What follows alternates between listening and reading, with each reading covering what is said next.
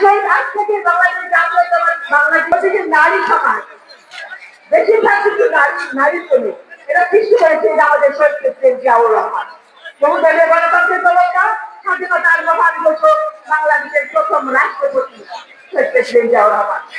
আমি শ্রদ্ধার সাথে স্মরণ করছি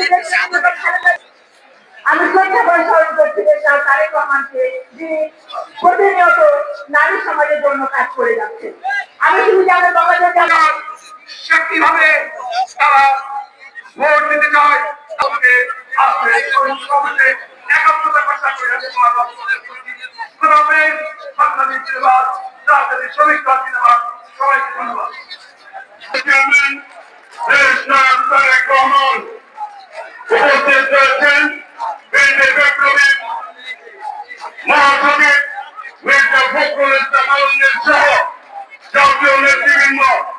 প্রিয় ভাইরা, এই মে দিবস শ্রমিক আন্দোলন করে তার অধিকার আদায় করেছে।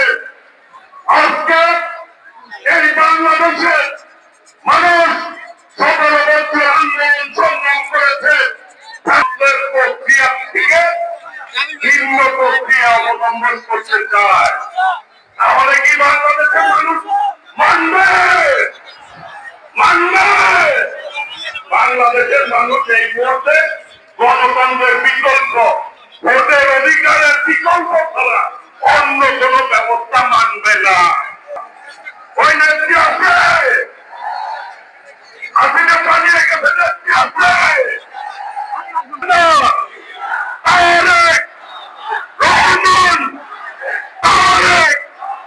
তারেক রহমান বীরের কাছে আমরা বীরের বাংলাদেশে স্বাধীনতার মুখতিয়া